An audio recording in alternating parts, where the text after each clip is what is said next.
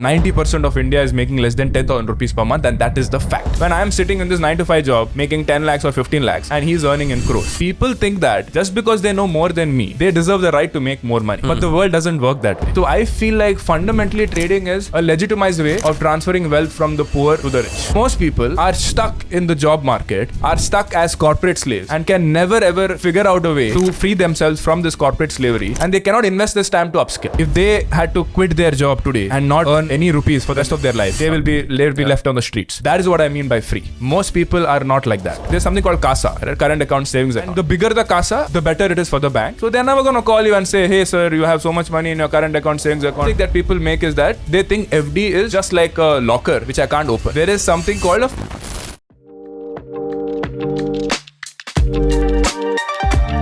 Awesome, man. But I will do the generic intro now that you mentioned it. Of course, Sharan Hegde, Finance with Sharan on Dostcast.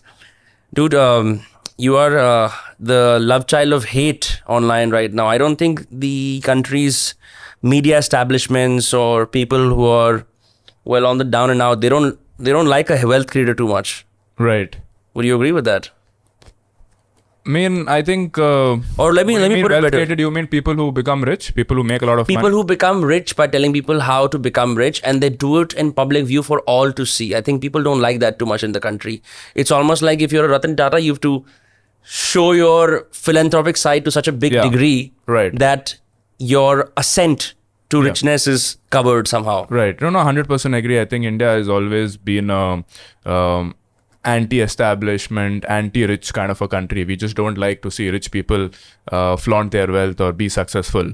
And it primarily comes from the fact that India is still a very poor country, right? The GDP per capita is very low. It's just $2,500. And China is at $10,000. So we automatically assume that people who are rich are doing something wrong. They're evil. They got lucky. So we despise them. And it's forget about, just looking at billionaires or rich influencers. You notice that even among your friend circles, let's say you're a group of 5 people and you all started the same, you went to the same school, you went to the same college, and suddenly you see that one person get a high paying job. Now, even though that person is your best friend and you love him and you'll give your life for that person, you will still have that inherent jealousy, right? Oh, this person got that high paying job. You see that in 3 Idiots also, right? Like when Amir Khan topped the class and the other 2 people were bottom, they felt more bad about the fact that their best friend topped the class and not them. So I think that is an inherent factor among all Indians. Primarily from the fact that Indians by default are in the lower middle class segment. And we really don't like people who go to that upper middle class or become rich. Let me take a step back. I think Americans are very good at saying to people on the street who they think are millionaires, hey, how much money do you make? I make 6 figures, 7 figures, 8 figures. Yeah. They flaunt it. It's a very meritocratic society where if you make it, you should flaunt it, talk about it. Yeah. In India, on the other hand, I see you making videos where these very rich gentlemen or gentlewomen sometimes will come and talk about how much money they've made. But I'm sure the back end of that must be difficult, convincing people to talk about how much money they've made, how they've made it, right? Yeah. Because I come from a very old school belief where you should hide your wealth. In fact, every single big transaction that I've done financially, if I've even mentioned to people outside of my family, my immediate family, you can sense in the smile that there is a little scorn, that this is a society that doesn't respond very well to you coming into money. What do you say about that? Of course, right? In the beginning, when I started my podcast, I thought, okay, I just saw what kind of videos are working in the United States, where people are bringing rich, successful people and asking them to talk about their story and how they did it. Right. But I was like, okay, it should be easy to do that in India as well, because there's a lot of rich people in India. And I am living in Mumbai, which is the richest city in Mumbai, period. I think almost half of the wealth of the country is in Mumbai. But as I started talking to people, and I know a lot of rich friends, as I started talking to people, as soon as we start saying that, hey, can you talk about how you became rich? They're like, they don't want to talk about it. They don't want to talk about their money, their finances. It just gets them a lot of eyeballs. So it's very difficult to convince an average rich Indian to talk about how they became rich, compared to the Western civilization. Because in the West, I feel like people get inspired by these rich stories. They don't really like to put them down. They don't really, Except for the billionaires. Except for the billionaires, we'll come to that, the crony capitalism part. But people who have that great story of starting from zero and becoming a millionaire are celebrated in the US. But in India, I think people think of this buri nazar, right? Like the bad attention comes to that. But in US, that concept doesn't exist. So in India, what happens is, let's say I go on a podcast and say how much money I make or how much, what is my net worth. As soon as the video goes out, next day my mom will call me saying, why did you have to tell all of these things? So I interviewed this person who is the founder of Yoga Bar. And she was telling me that she, recently she sold her company to ITC for 500 crores, right? And that came on the newspaper headline that her name is Suhasini Sampath. Right. And then she sold her company for 500 crores. It came on the newspaper and her mom called her asking, why did you have to mention that? Now everybody knows. Everybody in the family is asking me, did she really make 500 crores? Right? Yeah. Similarly, I'll tell you my example. Let's be honest. You are not consuming enough protein. The Indian Council of Medical Research recommends 1 gram of protein per kg of body weight. And if you like to work out, the recommended average goes up to 1.8 to 2 grams of protein. But guess what? The average Indian only consumes 0.6 grams of protein. And all of this despite our rich tradition of legumes, pulses, and nuts. Up to 91% vegetarians and up to 85% non-vegetarians are likely to report a protein deficiency. So much so that over 80% Indians struggle to meet their daily protein needs.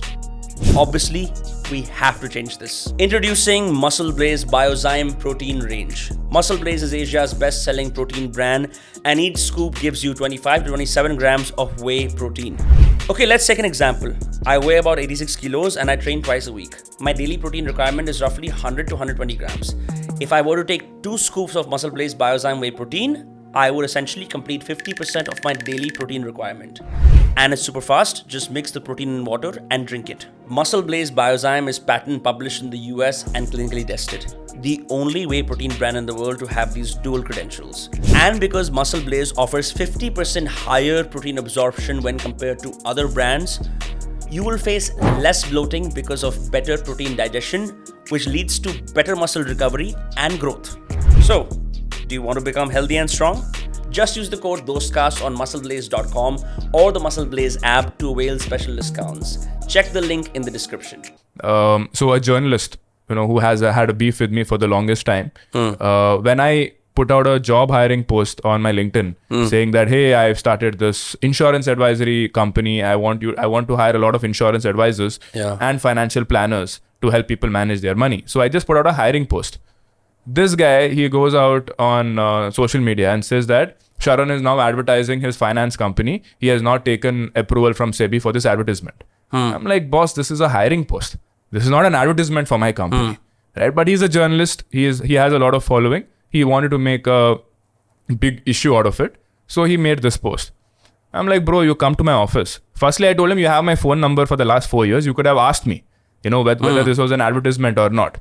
Right? Yeah. And we have messages with SEBI officials who are confirming that, okay, this is not an advertisement. You can make a communication like this. But he obviously wanted to make a big issue out of it. So I told him, bro, you come to our office. Let's have a proper conversation. And he obliged. He came. He traveled for 1 hour. He came to my office. For almost 1.5 hours, we had a discussion where I revealed every single thing about our company. I was really transparent. I talked about... You're talking about Neil Borate by the way? That's right. That's right. So I talked about how much money we make. He saw our office. He was impressed. And then after revealing every single thing, showing the communications of SEBI officials to him, he still went up and wrote a negative article about us, showing, Finances Sharan is making 60 crores of money. He's written it in a way that 60 crores is coming into my bank account. When in reality, it's a company. There are 150 people. I have to pay salaries. I have to pay rent. Sab kuch karna hai. It's a VC-backed company. Nikhil Kamath has invested in it. That whole shebang, right? But he's written it in a way that this boy, Finances Sharan, by making videos on Instagram, has now made 60 crores rupees. That obviously got a lot of attention. But 1 second. What is the harm in making money from videos? Fuck the fact that you actually have a successful, thriving company that is backed by registered with SEBI and whatnot. We'll get into RIA later on, right? What is the issue with that? I'll tell you. So the reason is people who think they're smarter than me, but are not making that kind of money, have a problem with it. And these are usually people who have done an MBA degree, who have CA degree, who have a CFA degree, or people who have none of those degrees but have read a lot and actually know a lot more than me from a theoretical point of view. Right. But they're not good at creating content. So they're like, Sharan is speaking the basics. I already know all of these things. So what gives him the right to make so much money when I'm sitting in this 9-to-5 job making 10 lakhs or 15 lakhs and he's earning in crores? So people think that just because they know more than me, they deserve the right to make more money. But the world doesn't work that way. The world doesn't give more money to people who are more smarter or more intelligent in terms of bookish knowledge, right? Otherwise, scientists and teachers would be the highest earning people. Right. But they're not. People who are college dropouts are the highest earning billionaires in this country, right? So that is the dissonance that people have that, okay, I know more than Sharan, so why does he make more money then? It's also the idea that David Perel has this famous quote where he says, it's not the people with the smartest ideas that get to rule the world. It's the people with the smartest ideas that can talk about the ideas. It's not the fact that you have to have the idea, but it's basically distribution. Whoever builds distribution and can talk en masse at a large scale about the ideas that everyone else knows about and educates a tier below them who are uneducated about that ends up making the money. Yeah, I mean, just look at the fact that in any organization, just see who are the highest earning people after the CEO. Sales, exactly. The chief revenue officer is what they call them. Right. The sales is the highest earning person. Why is that? Because he is able to sell. And how is selling happening? By being a good orator, by being a good speaker, and somebody who can simplify things to the customers to bring in that money for the company. Understand the customer psychology, learn their pain points, and give them a solution disguised as the product that they sell. Exactly. Right? It is not the person who is the smartest person in the company or the most intelligent person in the company who is making money. Right? For example, when I was in consulting, I was working at KPMG and PwC. And there were obviously the way the consulting firm works, it's a partnership entity. There are let's say 100 partners on the top who are bringing business from, big Fortune 500 companies. And then there are managers, consultants, analysts who do the job. Right. So I was like, I had the balls to think, okay, I am the guy who is doing all the job. I am doing the presentation. I am doing the research. I am reading the financial statements, reports, and I am doing all the hard work and giving the solution to the client. So why the hell am I getting paid 4 lakhs per annum, whereas the partner is making 4 to 5 crores per annum? You were getting paid 4 lakhs per annum? That was my first job, 4 lakhs per annum. How old were you? I was 23. 23. So I'm like, I'm making 4 lakhs per annum. How the hell is this partner making 4 crores? He's just, going to the partner, giving a nice speech, giving a nice talk. He is taking my presentation and talking to the partner. Right. So why am I making less money?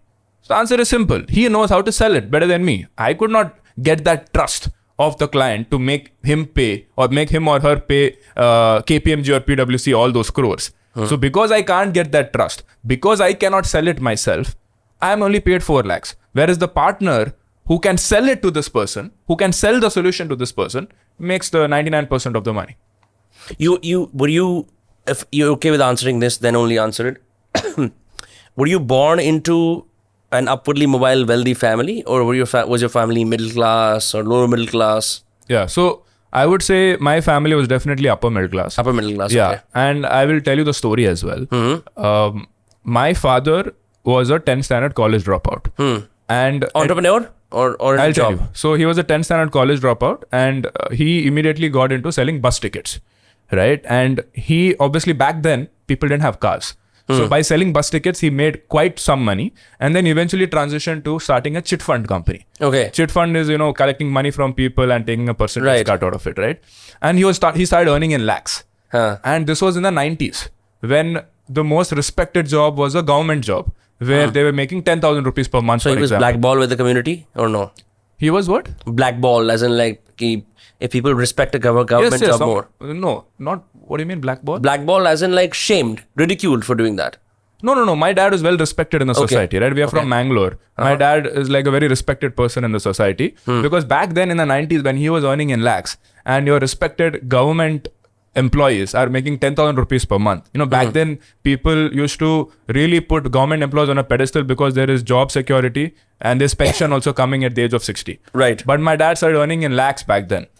But then the mistakes started happening.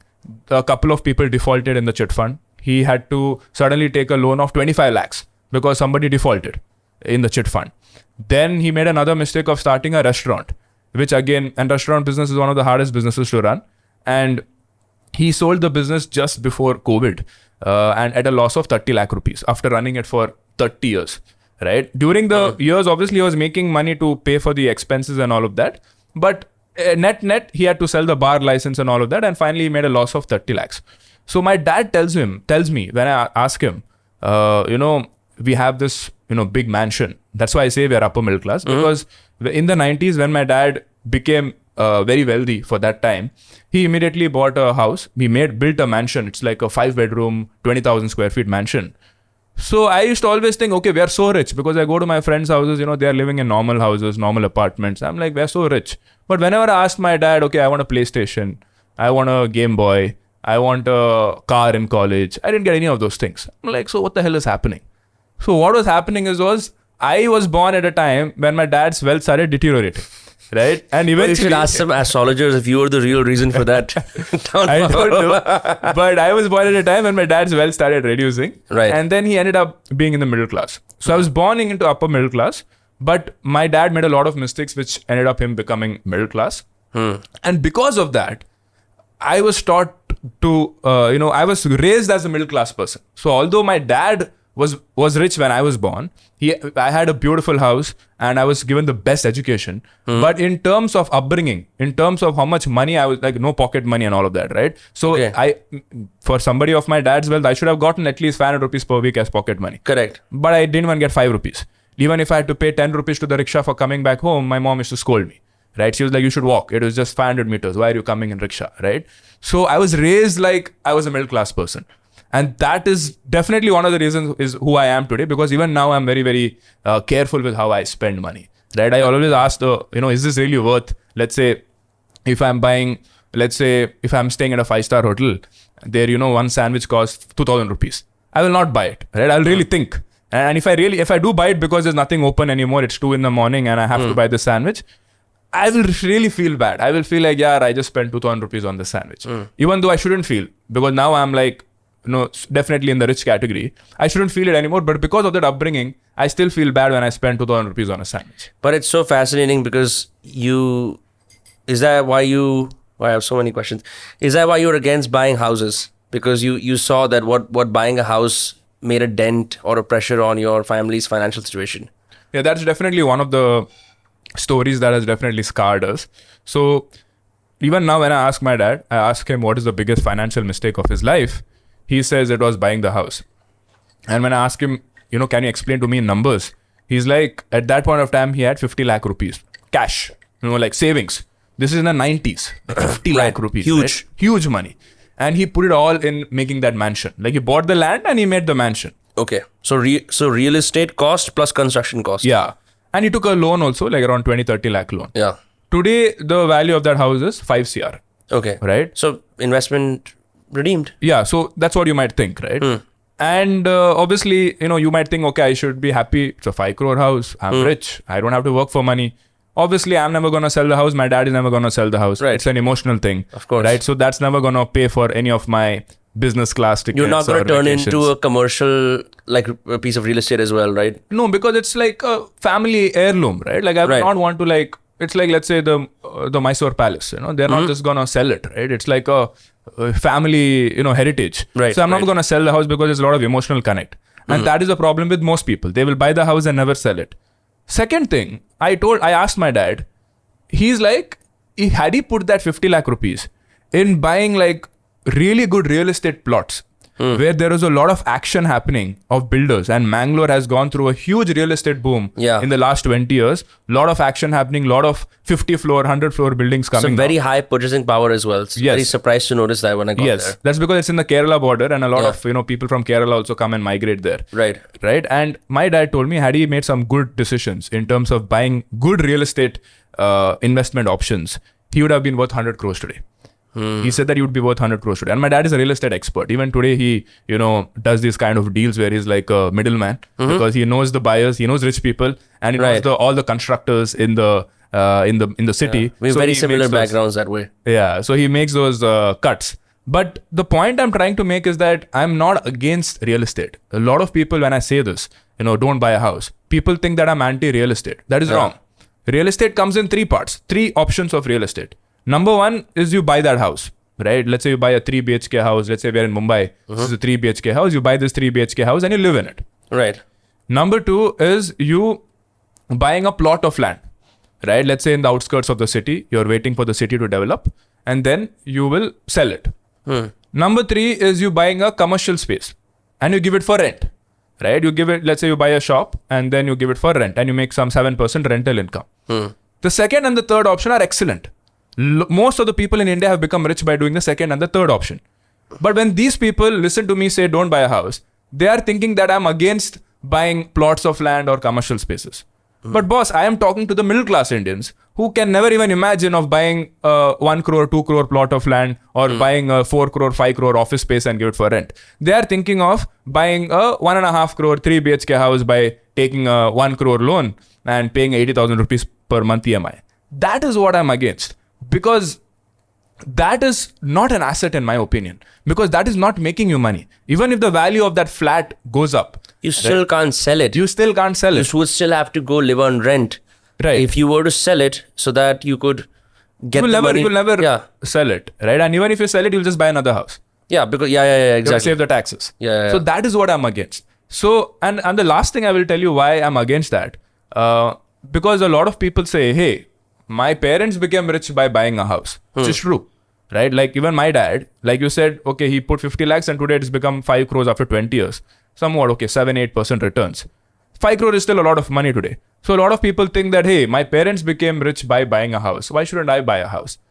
The reason you should not buy a house now is because we cannot just copy paste financial decisions what the previous generation did. Yeah. Because the rules of the game has changed. They also had no idea how this would play out in the next 20 years. They couldn't see the future. No, forget what our parents did, whether they were in, finance experts or not. That's a different thing. They just bought the house and that has become very good investment decision for them in hindsight. And the reason for that is because of the real estate boom that India has seen in the last 20 years. Right. Now, will we see that same real estate boom where a house price will 10x in the next 10 years, which is actually what happened in the early 2000s. But can you tell me that, okay, today's house, which is, let's say this is a 2 crore house, will this become worth 20 crores in 2034? The answer is no. It's not possible. Yeah. Right? So what people are mistaking is that they are thinking, okay, what my parents did, I should copy it. And parents are also telling the same thing. Right. Because every generation thinks that if they have made money by doing something, that should work forever. But that is not the game, right?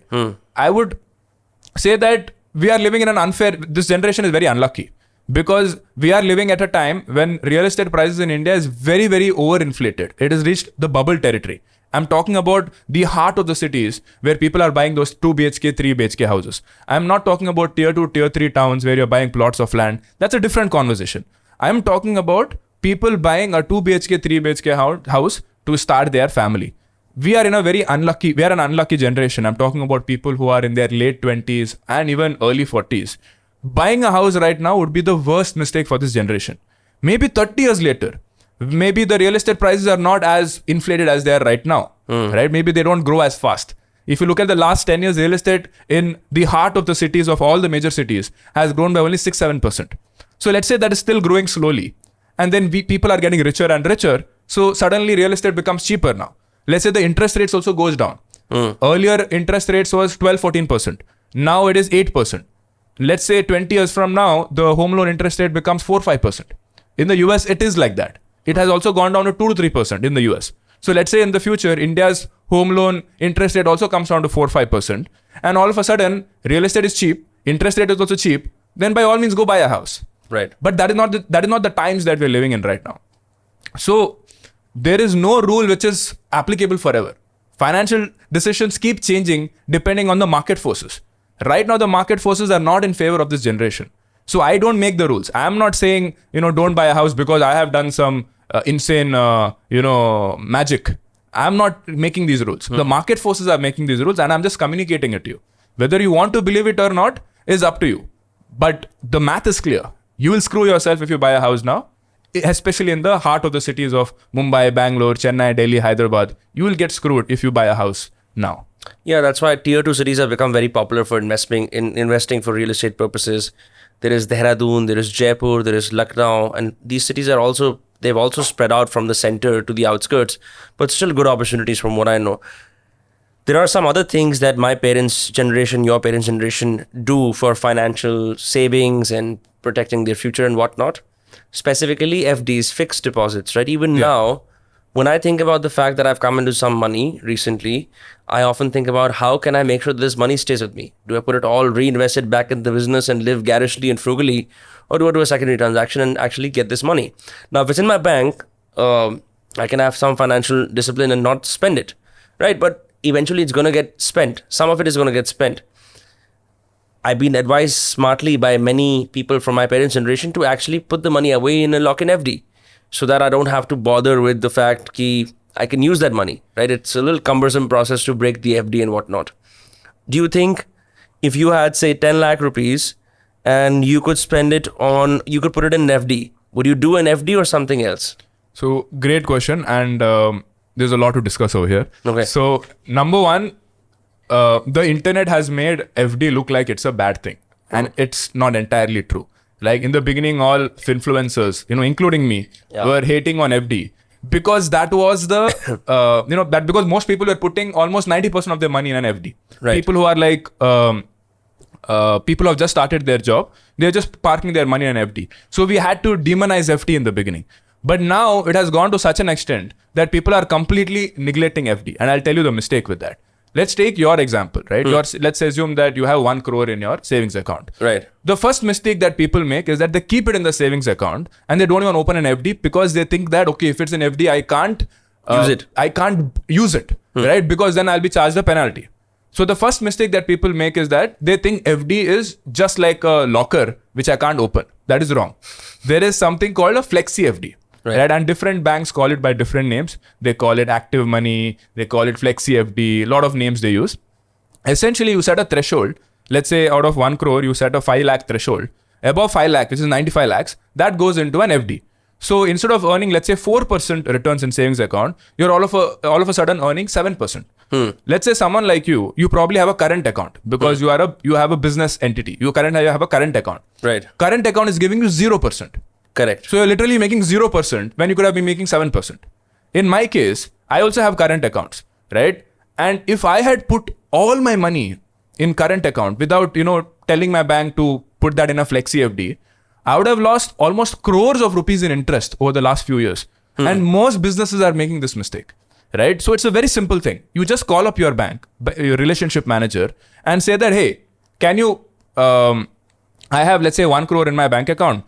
Can you put that 1 crore into a flexi FD? And the beauty is that you can still withdraw money from that flexi FD and you'll be charged penalty only on the money that has been withdrawn. So let's say you need 2 lakhs to buy a camera equipment. Right. The penalty 1% penalty will only be charged on the 2 lakh ka interest, not on the remaining 98 lakhs. Which is negligible if you compare it to the corpus. Yeah. Correct. So that is the mistake, number one mistake that people are making, that they're just keeping the money in the savings account and current account. And banks are not going to tell you this. Why? Because how do banks make money? Banks, there's something called CASA, right? Current account, savings account. Right. And the bigger the CASA, the better it is for the bank. Because banks are making money by taking your money and giving it as loans. Correct. So they are paying you 4% on your savings account. Yeah. They will give that as a personal loan for 14%, 16%. So let's say 16 minus 4, they are making 12% profit.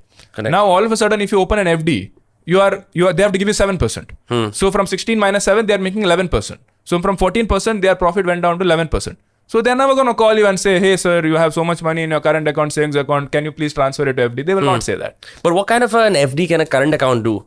I don't think current accounts allow for FDs. I do it. Okay. They allow it. So I have crores lying in my current account because it's like I have my investors' money, right? A lot of startups also make this mistake, right? They get investors' money, let's say 100 crores. They just keep it in the current account. This is called treasury management, right? If you have a good CFO, if you have a good finance team, the founder of a startup will not care about, okay, should I make money from the investors' money that I've gotten? They just want to spend it.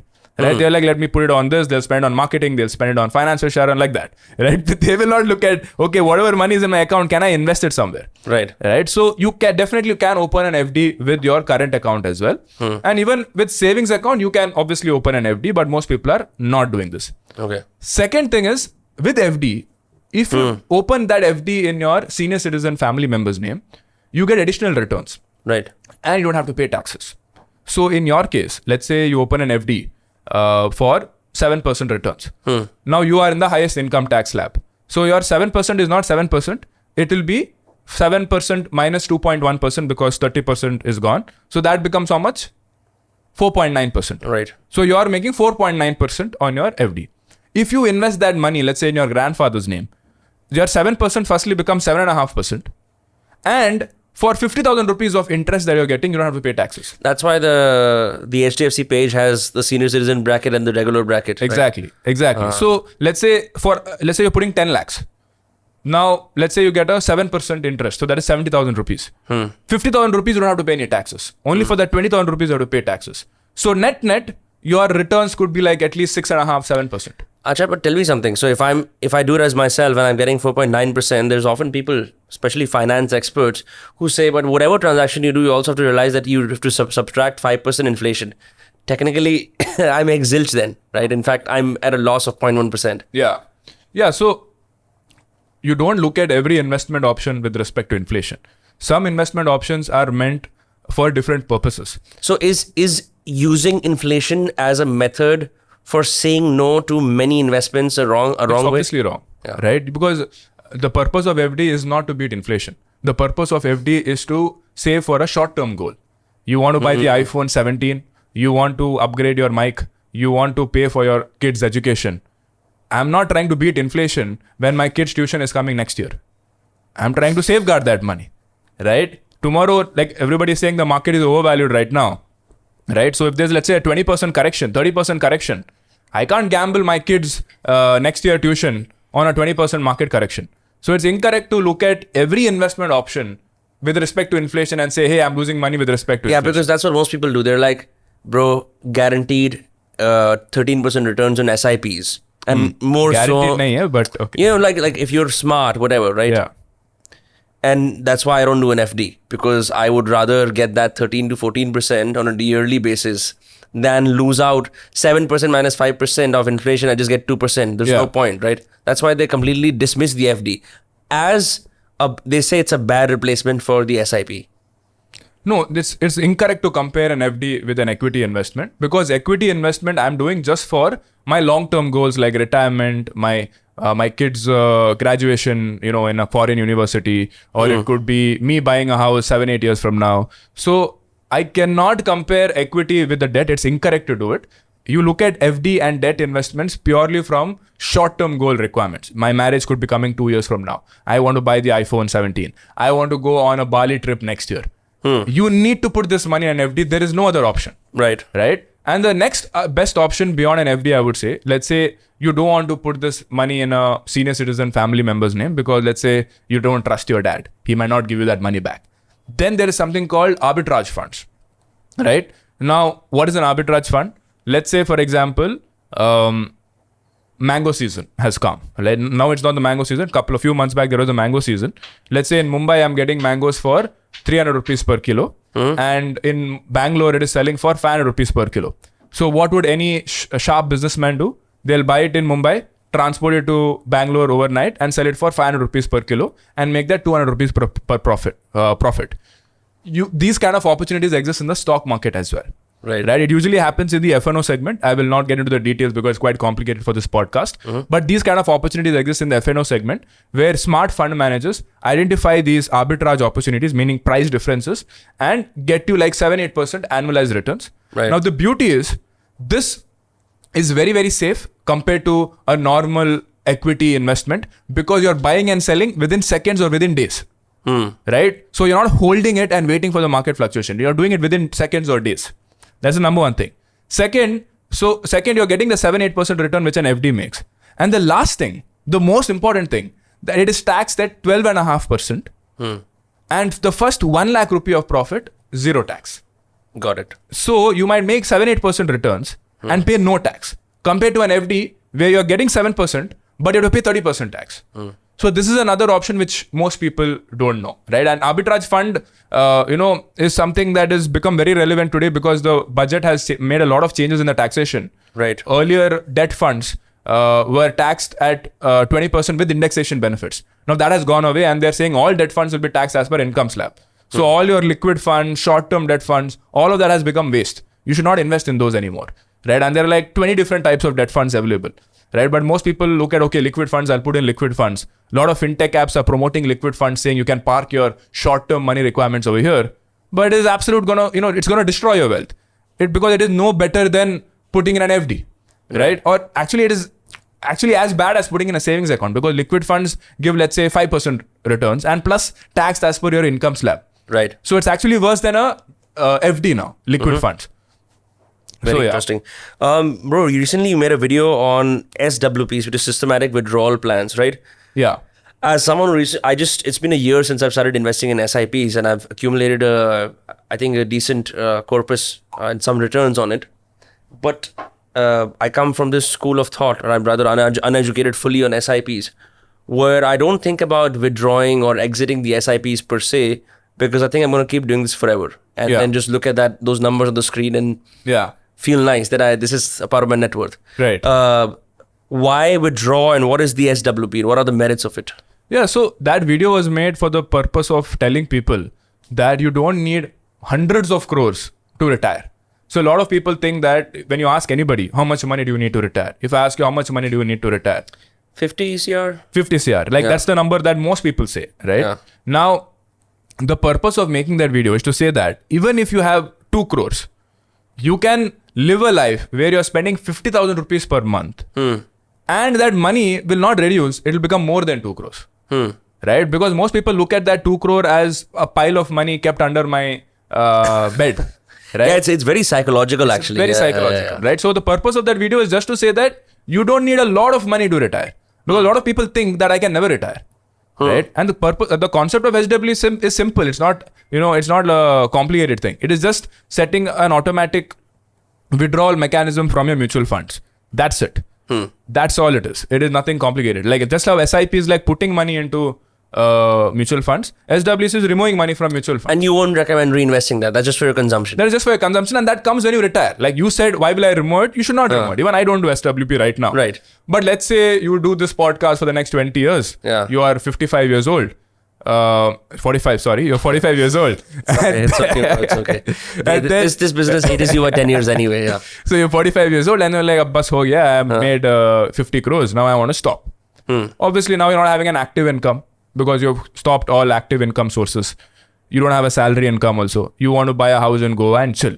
You want to pay for the rent, the food, the partying, the chilling, and all of that stuff. So the money has to come from somewhere. That's when you figure out that's when you enable that SWP option, because that becomes your active income now. I see. Very interesting. Tell me something. What is something you do for fun, for chilling, or like any popular vacation destinations that you like to go to? Vacation destinations, just this year I was in the US, I was in Europe. It's not like I have any particular favorites, but I really enjoy the US. I just feel like they get it. They get finance with Sharan there. No, not they don't vilify wealth creators. No, I think firstly every Indian I meet over there knows me, right? Because that is the true middle class of India. Right. In India, if I walk down the street, most people think that, okay, somebody who is earning 50,000 rupees per month is the majority of India. It's not the case. The majority of India is making less than 10,000 rupees per month. 90% of India is making less than 10,000 rupees per month, and that is the fact. Right. So when I walk on the streets of Mumbai anywhere in India, maybe 1 out of 10% recognizes me. In the US, I would say every Indian I saw, like I went to the Bay Area, I went to this South Indian restaurant to have breakfast. There are like 50 Indians over there. Every single person recognized me and they took a selfie with me. That's insane. Right? So in US, almost every Indian knows me. So you don't care about the food or the aesthetic. You were like, yeah, fame acha hai mera. That is number one. Number two, what I like about the US is I grew up, I'm not into Bollywood, right? I grew up watching Hollywood my entire life. I don't know why, I just connected better with Hollywood. You would read it with the subtitles and try to enact the dialogues. Yeah, I mean, I think even my early days skits, which I was making those videos, right, explaining finance, a lot of those inspiration came from these sitcoms. Friends, Big Bang Theory, Harry Potter. So a lot of those influences came from there. I did not make any Bollywood spoof, right? So growing up culturally, I was enamored by the United States.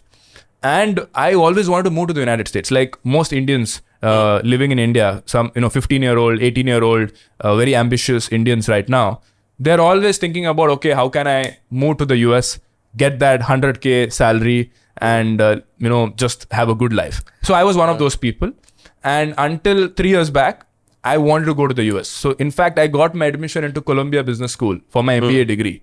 Got that 730 GMAT. Slog mass of in KPMG PwC to get the highest ratings, best recommendations from the partners. And I got into Columbia Business School, the school where Warren Buffett studied. So it was like my dream school.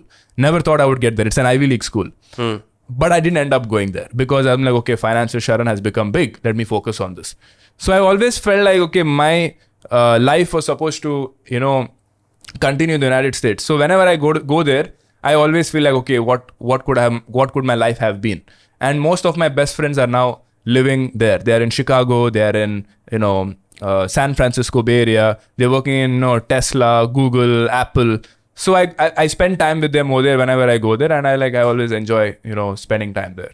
Plus the air is fantastic. It's like, it's like Mumbai. And then I go to Bay Area. I'm like, what the hell is this? This is like I'm in a, like a 10x version better of Bangalore's weather. It's like that.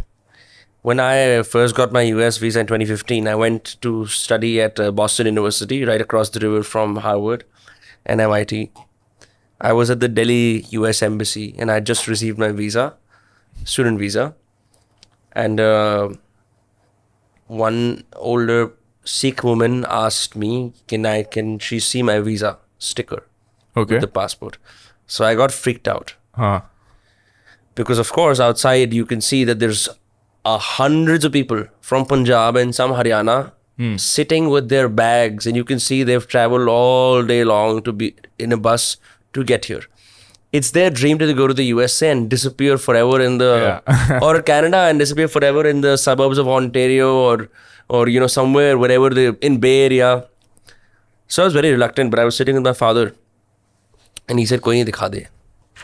And this older lady came to the page where the visa was. The US visa is like red, blue. It has your face with a grayish, passport size picture, all of that.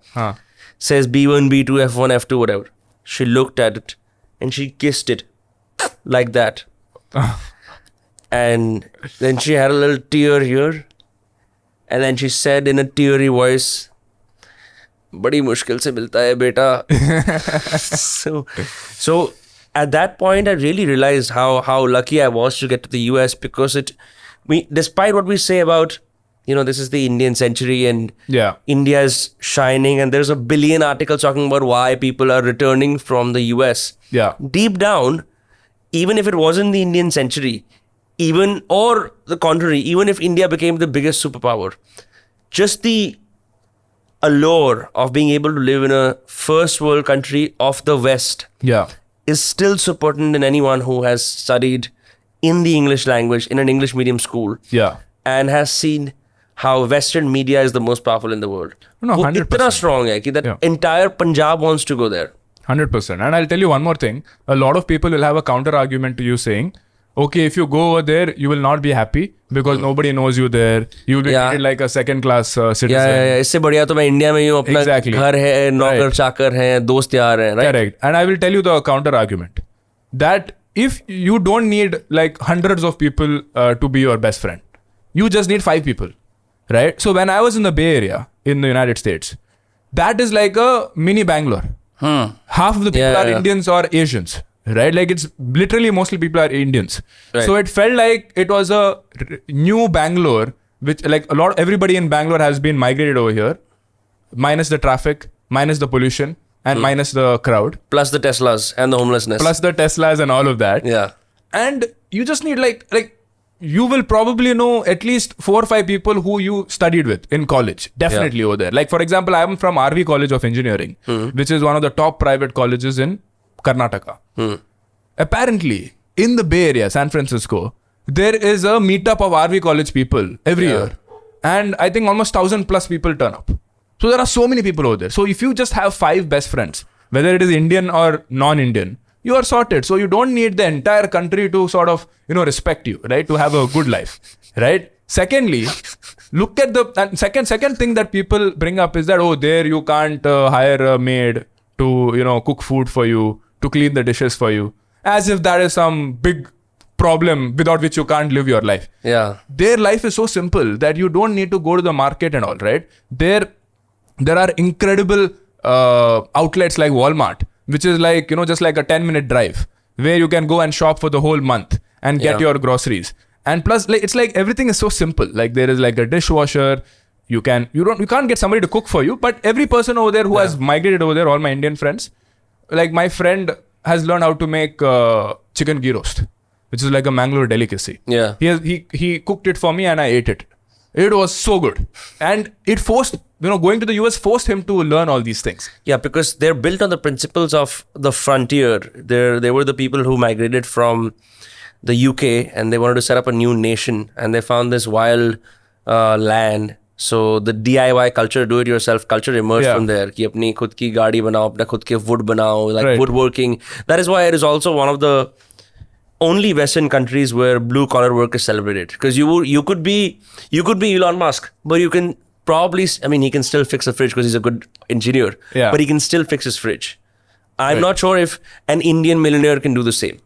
Right? Because it's all very like living in India. Yeah. Like an Indian millionaire would not be able to fix his fridge. Right. Or saw off and make a table. Correct. But it's more likely that an American millionaire would. Because 100%. He would not be used to the hospitality and service industry that runs our households. Right. The unorganized labor market that is so a part of the Indian household. As soon as you come into some wealth, even if you don't, everyone has a maid, everyone has a cook, right? Everyone has that person who comes to clean your car. Everyone has that person who comes to, I don't know, like wash your dhobi, right? Yeah. Whatever. All of those things at the top level either will be done by a service that's very expensive or still done by the person who makes $1 million. Right. Like they still do it. It's all DIY. Correct. I mean, we give too much importance to, having a maid and a cook and a person to clean your car. But let me tell you, I would rather do all of those things myself if I didn't have to be stuck in traffic for 1 hour, if I didn't have to breathe the unhealthy air that Mumbai and Bangalore and Delhi has. I would rather, have clean air, good food and better quality of life, and then cook and do my laundry myself. I've met many people from many walks of life, but their economic statuses are across the spectrum, right? You generally tend to, I think, because of the way of the people you interview, you end up hanging out with people who are far more richer than the people I've met, right? Obviously, it's very hard to pinpoint what is a common denominator in all of these people who are rich. One, I assume, is some of them are under the radar because you're getting them on your podcast, and it's not very easy to get rich people to speak about their wealth, like you've established. Yeah. But is there something that all of these people have in common and how they made their wealth, or how they think about money that the average person watching this video is clearly missing? Yeah. So I'll take a couple of steps back because I don't want people to feel like, okay, because I'm famous, any billionaire or millionaire will talk to me and I have this unfair advantage that people also won't have. I'll tell you the fundamental problem which prevents people from becoming rich. The first thing is people don't know the rules of money. And that is not their fault because schools and colleges did not teach us this, right? Second, you need to have a certain level of intelligence to learn about money. Now that intelligence could be either God gift, you have that intelligence by yourself and you can learn it by yourself, or you surround yourself with people who are better than you. Now this is where people make the mistake. Every single one of us has that potential to make friends with people who are smart about money, but we simply don't. Everybody's success is determined by the people that you surround yourself with. Right. You are the average of the 5 people, as they say, right? Yeah. And it's not that you need to have millionaire and billionaire friends, right? Like, for example, when I graduated from RV college, I had 2 job offers. Either get into Hero Motocorp to, I was like a territory manager, go to different service centers and see if the work is happening properly. Because I was a mechanical engineer, so that was a logical job for me. Right. That was about to pay me 7.5 lakhs CTC. Second option is KPMG, where I get to work with people who started from IIM ABC, work with partners who are dealing with CEOs of multinational companies.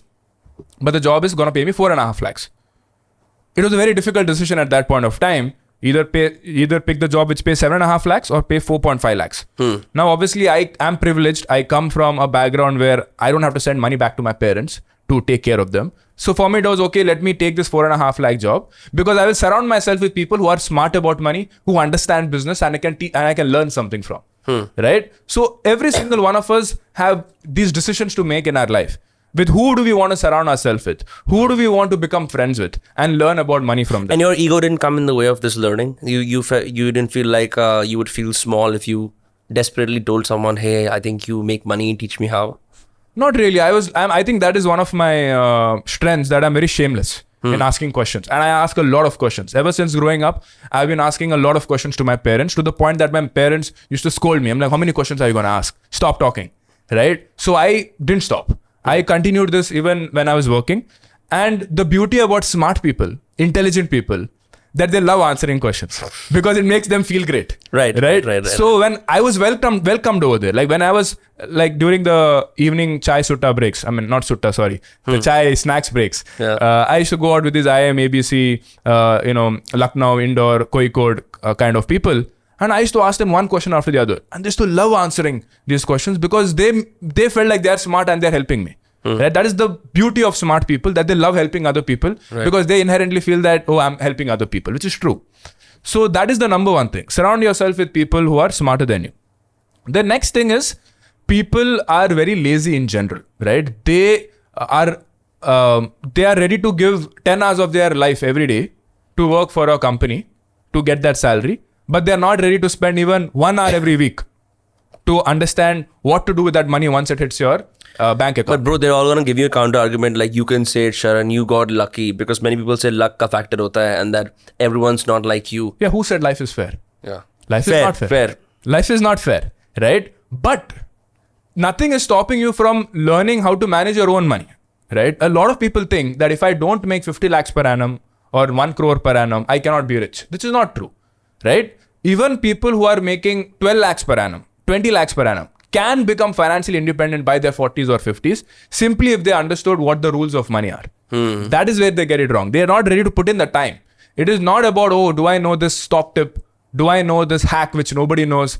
Do I know this F&O trading? It is not those things. It is just about putting in the time and effort to actually manage your money. And it is grunt work. It is not sexy work where I'm, like an investment banker closing these $1 billion deals. It's not like that. It is grunt, boring work where you understand what your financial goals are, what your asset allocation. Today, if I ask you, do you know what your asset allocation is?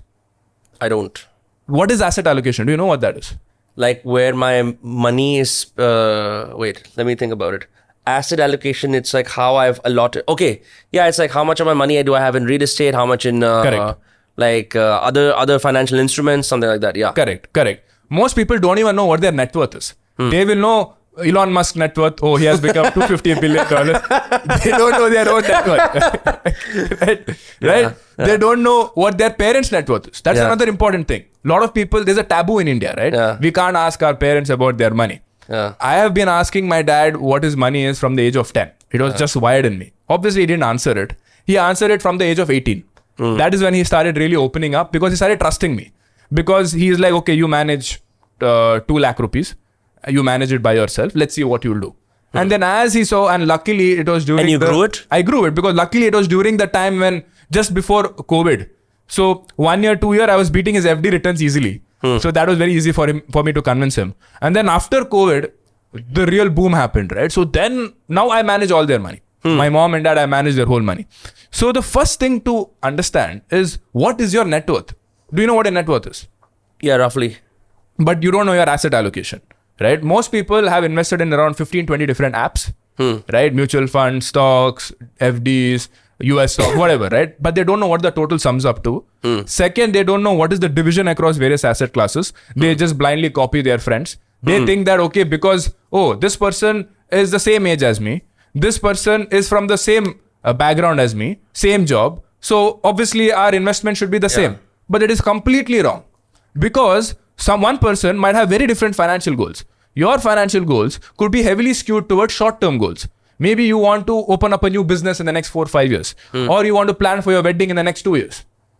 In my case, let's say I don't want to get married. I want to save up for only my retirement, which is coming 20 years from now, or I want to save up for buying a house 10 years from now. So my goals are very long-term oriented. Your goals are very short-term oriented. But both of us have similar age.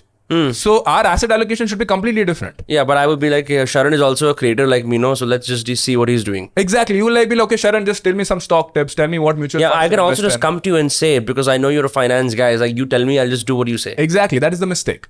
So people should realize that I can't just blindly copy somebody else because my financial goals and that person's financial goals are poles apart. But then I have another question, which is not everyone can spend the 4 or 5 years. You've also had a natural interest in the subject of growing money and finance, which I think everyone should because wealth makes everything easy. There is no denying that. Yeah. But also, how will everyone else condense all of this into what you've done in 4 or 5 years? Yeah.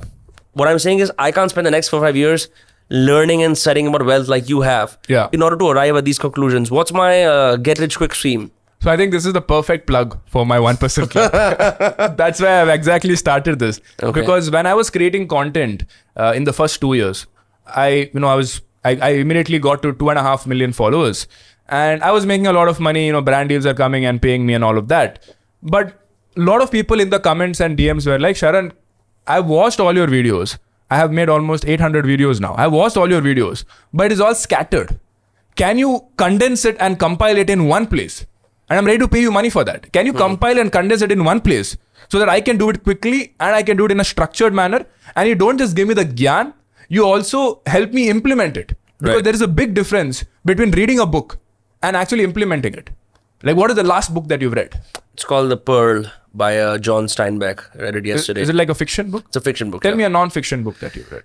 Okay, so the non-fiction book that I just glanced through it. ये भी readable नहीं है because it's about these really armed forces and how to commit targeted assassinations. I don't think that's not relevant for my example. But have you read The Psychology of Money? Yes. I'll tell you the book that I've recently read. That it's called The Father of Spin by Edward Bernays. It's about propaganda and public relations. It's about how to use propaganda and PR for yourself. So have you implemented any of those learnings? I'm about to, yes. You're about to, right? But let's say you read even The Psychology of Money. Sure. Right? Have you implemented any of those learnings in your life? I've memorized, मतलब मेरे को ये पता है कि goalpost हिलता रहता है because he said so and like everyone has it. Like no, I haven't implemented jack shit. Right. So the thing is that most people look at, let's say knowledge. They're like, okay, YouTube में सब कुछ है. I will watch those videos and then I'm Warren Buffett. No. There is a big difference between learning something and doing it. Right? So people are like, okay, Sharan, I've watched all your videos. Yeah. Right? I've understood it, but I don't know how to implement it. Right? So that is exactly what we do at the 1% Club, where in a 4-week time, like it's a guided boot camp, where we don't just rely on you to learn it and do it by yourself. We give support. So basically we create WhatsApp groups. Right? And in 4 weeks, we tell you day 1, day 2, day 3, day 4, kya karna hai. We give you tools to implement it by yourself. We clarify your doubts and questions through live sessions which happen every weekend. And we bring other guest speakers who are experts in their field. Right. Experts in credit card, experts in tax planning, experts in insurance to come and conduct these live sessions so that you can, implement everything. Now, can you do this by yourself? Yes, it might take 1 year, 2 years. You can go through all the YouTube videos and do it by yourself. But human beings are mega procrastinators. We can't trust ourselves. So if you invest some money to learn this, you can do it quicker and you'll be more serious about it to do it. Otherwise, you'll never do it. I'm actually, now that you said, I'm currently part of a cohort-based course, something I haven't done in a while because I'm like, kaun karega? But I want to become a deadly writer. I'm a fantastic podcaster, but I want to couple that with my writing skills. I've already been a writer for the longest time that I can remember. But my skills are all intuition and intelligence based. I want to be able to crack it in a social media manner, the way I've cracked shorts or podcasts for that matter. Yeah. So I am a part of a cohort. It's quite expensive. But how much did you pay? So it's $4,000. Wow. For 5 weeks. 3.5 lakhs. 3.5 lakhs. But I'm paying it because I know it's valuable. Everyone in the cohort is either tech CEO, Silicon Valley, all of those people. Wow. So it's not like, it's literature for sure. Like you learn tons of like online writing, but it's also the community of people that you meet. Yeah. And I'm making that investment, something I haven't done because I understand that you can, like I said, you can keep doing it on your own in a silo, get some hits. Yeah. But to get to the next level where you're writing influences policy, or makes you meet the right decision makers, or gives you funding, that can happen through an expert. Through like a cohort. 100%. See, you obviously realize the power of upskilling. The problem in India is edtechs have been demonized, right? Any education course as a word has been demonized. The reason being that all these edtech startups have not been doing a good job. They've been selling through sales teams and have been scamming the customers by selling a very high ticket product and not giving outcomes. Right. But my counter argument to that is, what about what you studied at schools and colleges? Has that really helped you get a high salary? Right. You have spent what? 10 lakhs on an engineering degree? But schools and colleges are institutionalized into our psyche. Correct. So we have no problem. Parents have, and that is something that our parents paid. We didn't pay. So parents paid probably 20-30 lakhs to get us until engineering, lawyer, doctor degree. Now, when somebody is asking, let's say, I don't know, 5,000 rupees, 10,000 rupees, 25,000 rupees for a course, we are all of a sudden thinking it is scammy, wherein we have spent lakhs of rupees on our education, not applying a single one of those things to become rich. But when it comes to investing a fraction of that to learn how to get rich, you don't want to invest it. And I don't blame people, because when we were in school, we didn't have any distractions, right? The only thing we had to do was study. Now, we have to do our job, 9 to 7, we have to work.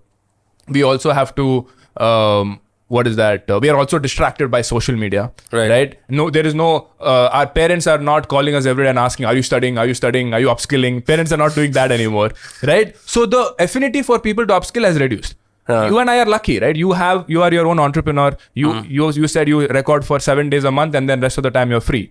So you are controlling your time schedule by yourself. I'm willing to make that sacrifice where 7 days are going to be rough and very, very brain heavy and a little bit tiring. Correct. But I get to enjoy the next 21 days like I'm a prince.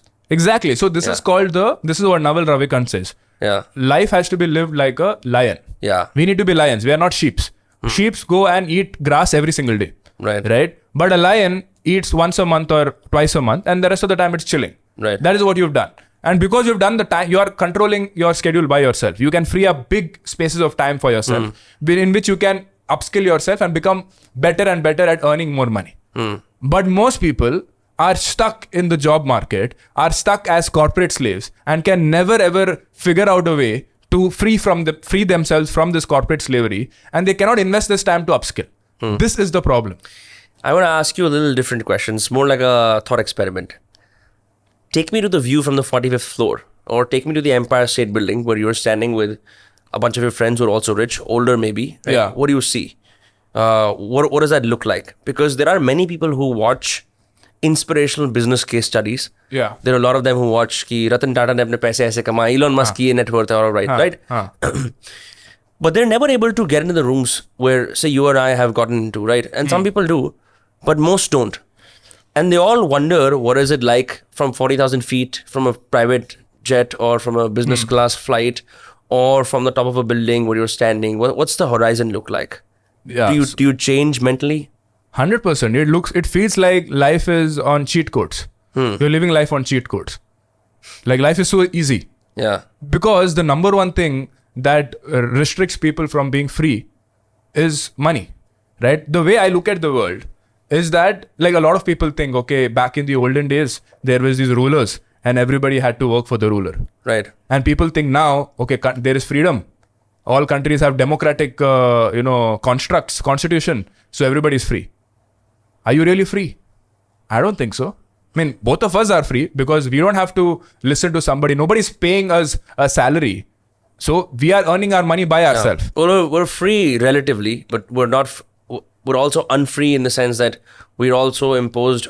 We have laws imposed over us. No, that's different. I'll get to that. Both of us today, if we decided not to work for the rest of our life, we'd be okay. We'd be fine. Sure. Right? We can chill. 99% of the people cannot say that. If they had to quit their job today and not earn any rupees for the next rest of their life, they will be left on the streets. That is what I mean by free. Most people are not like that. Right? Most people are controlled by institutions and the government and all of that, due to which they are forced to work for somebody, and they cannot, and the time is not in their control. Right? Their time is controlled by somebody else. Right? So as long as you're exchanging your time for money, you're not truly free. Like Naval Ravikant says this, If somebody has to tell you to come to office at a certain point of time and tell you what to wear, you're not really free.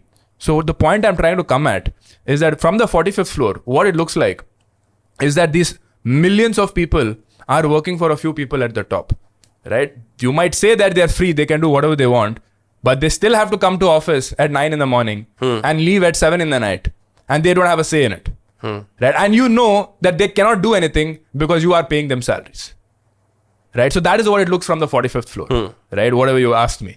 People, do you never get upset that you talk about so much financial freedom and you have so many employees who essentially work on this model? Yeah. Right? And do they or not say, yeah, Sharan, we are also quitting and we're all going to become entrepreneurs? That's a great question. So what I feel is that as an organization gets bigger and bigger, so there are two kinds of jobs. One is a job where you have a lot of flexibility, a lot of freedom to explore your passions. And there's another job where there is a set rules. Right. Which you cannot break at any cost. It's almost military-like. Yeah. Military-like, and you're like a nut and bolt. You are a nut, you be a nut. You can't be a bolt. So as a company gets bigger and bigger, when you go to the Infosys and the Accentures of the world, you become a nut and a bolt. When you're coming to a, let's say, 10 people startup, you are actually doing things with a lot of flexibility and like freedom. a mini entrepreneur. Yeah. Like a mini entrepreneur yourself. So when I started, I had a team of 5 people. We are all working from our bedrooms. So that core team today is around 10 people. And I would say those people are still loving their work because they have a lot of freedom. They're like mini entrepreneurs by themselves in the company. But people working under them, unfortunately, don't have that freedom. And they are definitely stuck in that corporate slavery. But can they do anything about it? No. Because they need to earn that income. Can they quit the job? Like if I had to ask, like I have 150 employees. If I had to send, let's say, 10 crores to each of their bank accounts, 100%, 140 people will leave. Yeah. Because they don't want to do what they're doing. Right? Only those 10 core people who work with me personally, who interact with me daily, and they genuinely feel like if they would do it even if they were doing it for free. It's as simple as that. Right? So even if I send them 10 crores, nothing changes in their life because they're already loving what they're doing. So asking about my employees, obviously, most of the employees will leave. So everybody is in that corporate slavery. It's not like, okay, my employees are, they're all, financially free. That's not the case. Right. So, but very few people can reach that point where they're still relying on a salary and can still be content. What is a money belief that you had to painfully leave behind in the recent? For example, let's just say now the fucking all articles say that Sharan Hegde is worth 51 crores. So we know that at least, right? So it's public information. But say the first crore, how hard was that? What was stopping you to make the first crore? How long did it take? I think the first crore from the time I have, the way I would like to explain it is that I have been saving for my first crore from the age of 10. And I'll tell you how. Most people will think that their investing journey starts from, the time they started their first job. Now, fortunately, I was getting money from my grandparents on my birthdays. So that is obviously a privilege that I come from, that my grandparents were rich enough to give me 500 rupees, 1,000 rupees, 2,000 rupees. You've been saving since that age? I've been saving since that age. Like my mom. What kind of a freak saver are you? That's the way I was raised, right? Again, boils down to the family dynamics. Like my dad was in that declining wealth zone. Yeah. So that saving mindset was inculcated in me from my early age. I did not get the Game Boys. So you're saying Playboys some of the money that you have now is from when you were 19 years ago. 100%. Yes. So if this was cash, some of the notes would be the notes you had accumulated at the age of 10 that had still survived in your treasury somehow 19 years later. Yes, it's in a mutual fund right now. It's not as cash. Yeah. But it was transferred to a bank account and then went to a mutual fund. That's so insane, man. So by the time I was 18, I already had 70,000 rupees. Now any rational 17-year-old boy would have bought an iPhone. I didn't do that. Thankfully, at that point of time, I started learning about money. I started researching about money, and the primary reason for this is because I was in a mechanical engineering branch. I realized, okay, I'm not going to get a high salary. So let me learn how to become rich by using the money that I have. Had I been in a software in computer science and I got a 25 lakh CTC, I would have never even, thought about learning about money. So I'm very lucky that because I started with a low salary, I was forced to learn about, how to invest in mutual funds, stocks, plan taxes, insurance, and all of that, due to which I am what I am today. So my journey started from the age of 10. And a lot of people tell me, Sharan, does it even make sense to save from your 20s, right? I'm not making a lot of money and it's YOLO, right? To that I say, at the age of 25, had you started an SIP, let's say of 10,000 rupees, and let's say at retirement, let's say 60 years, I'm not sure, I'll have to check the numbers, but let's say at the age of 60, it becomes 11 crores. Let's say I'm like, okay, I'll just delay by 1 year. Let me just party and chill for now. 1 year I'll delay. Guess what will the 11 crores become if I just delay it by 1 year? 10,000 rupees of SIP I'm talking about. I don't know. How much? It'll reduce by 1.1 crores. Just at 1 year of delay. That's insane. Yeah. So the point I'm trying to make is that it doesn't matter how little you are able to save. Start it, because investing is not about... investing is less about how much money you can save. It's more about that discipline. The discipline is where people go wrong. Why you never swayed away from your line of thinking about money when you meet people who are richer than you? No. So the thing is, most people think that the rich people are doing something different. But I'll tell you the levels of wealth in the society. Sure. Right? So until you have, let's say, 5 crores, the investment principles are same for everybody. Figure out your financial goals, figure out your asset allocation, and invest in mutual funds, FDs, real estate. Real estate, I'm not talking about your house. I'm talking about, let's say, plots of land or real estate investment trust. What else? Bonds, cryptocurrencies, and US market. So this is the general construct that you'll follow. Once you cross 5 crores, that is when, not just 5 crores, even let's say if you have a 3 to 4 crore liquid portfolio, I'm not talking about your house, 3 to 4 liquid portfolio, then what happens is you start investing in a PMS, portfolio management services. And a lot of people are like, PMS, only rich people invest. It's nothing. It's just like a mutual fund for rich people where the minimum investment is 50 lakhs. They also end up investing in stocks only. And most of these PMSs have underperformed the mutual funds themselves. So it's not like you're investing in some, secret. They're underperforming. So most of them are underperforming mutual funds, right? Okay. So it's not like you're investing in some secret investment strategy. It is just that they take more risk. Okay. Eventually, they will give better returns, just that they're having a bad time now. But what I'm trying to tell for the audience here is that if you're not investing in PMS, it doesn't mean that you're missing out on life, right? You can still invest in mutual funds and become financially free. What about consumption?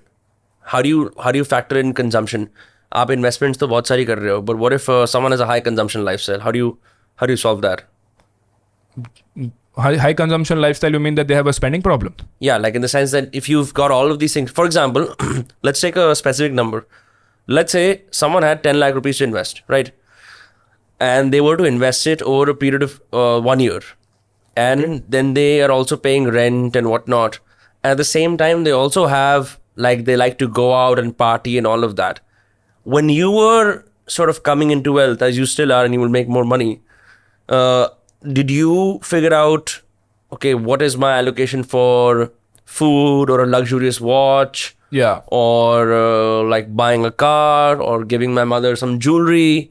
Any of those things that are, again, one for fun, other extremely sentimental middle-class checkpoints that I have arrived. Every YouTuber will make money and give their parents a car. Right? Yeah. I mean, I don't know if there is a solution to that problem. I think it comes from your upbringing. I was brought up in a way where I should not overspend. Right? So I'm lucky. But if you're a natural overspender, what I would say is that pick only one category which gives you the most joy in life. Okay. For example, in my case, that category is food and travel. Right? And thankfully, you don't think twice about that? I don't think twice about it. In India, food is not as expensive. If I go to if I'm in New York and if I go party all night, I will probably spend, let's say, $200, $300. The club entry only will be like $100. Right. Every drink will be $30, $40. So I'll spend $300, which is 20,000 rupees. In India, even if I go all out, best I would spend is 5,000 rupees in a night. Yeah. Right? So I don't think twice about that. Right? Unless you do club bottle service, that I don't. Table, that I don't. Yeah, neither do I, but I'm just saying, But so let's say 5,000 rupees I can spend and I'm very happy.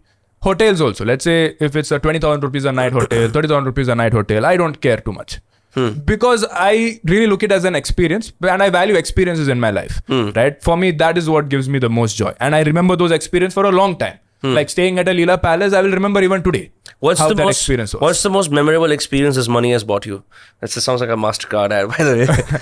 So most memorable experience would have to be, I did a skydiving in Dubai. Yeah, skydiving. That was like a 70,000 rupees experience. Yeah. It's worth every rupee I spent because I still remember every second of the fall. Right? And it was actually from 14,000 feet, 10,000 feet.